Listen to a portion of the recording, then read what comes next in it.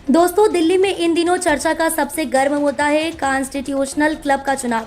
आपको बता दें कि ये क्लब सिर्फ एक साधारण संस्था नहीं है, बल्कि यहाँ देश के बड़े बड़े नेता, सांसद और राजनीतिक हस्तियां जुड़ी रहती हैं। इस चुनाव में इस बार मुकाबला था बीजेपी के ही दो दिग्गज नेताओं के बीच।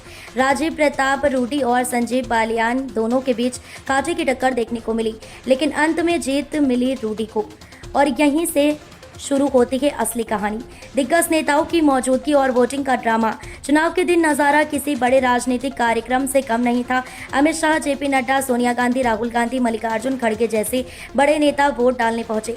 ये नजारा इस चुनाव को और भी खास बना रहा था। आमतौर पर यह चुनाव ज्यादा सुर्खियों में नहीं रहते, लेकिन इस बार माहौल पूरी तरह से राजनीतिक रंग में रंगा हुआ था। कई सांसदों का कहना था कि इस बार जीत सिर्फ संगठन की नहीं, बल्कि रणनीति की भी थी। अमित शाह का नाम क्यों आया चर्चा में? अब सवाल यह है कि विपक्षी सांसदों ने बीजेपी के ही नेता रूडी को वोट क्यों दिया और इसमें अमित शाह का नाम क्यों लिया जा रहा है। सूत्रों की माने तो शाह और रूडी के बीच पुराने अच्छे रिश्ते हैं। यह भी कहा जा रहा है कि शाह के संकेत पर विपक्ष के कुछ सांसदों ने रूडी को सपोर्ट किया। हालांकि इस पर ना तो शाह ने और ना ही रूडी ने कोई आधिकारिक बयान दिया है, लेकिन संसद के गलियारों में ये चर्चा खूब चल रही है। बीजेपी बनाम बीजेपी की अंदरूनी लड़ाई।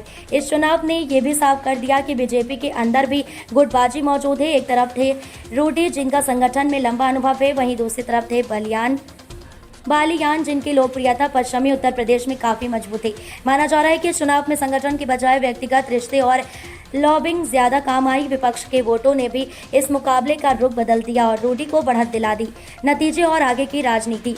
नतीजों के बाद जहां रूडी के समर्थकों में खुशी का माहौल था, वहीं बालियान खेमे में निराशा थी। लेकिन असली सवाल अभी भी बाकी है, क्या ये जीत वास्तव में विपक्ष के वोटों की वजह से हुई या फिर ये बीजेपी के अंदरूनी समीकरणों का खेल था? आने वाले दिनों में ये मुद्दा और गरमाएगा, क्योंकि ये सिर्फ एक क्लब का चुनाव नहीं, बल्कि सत्ता के गलियारों में रिश्तों और राजनीति के बदलते समीकरणों की कहानी है।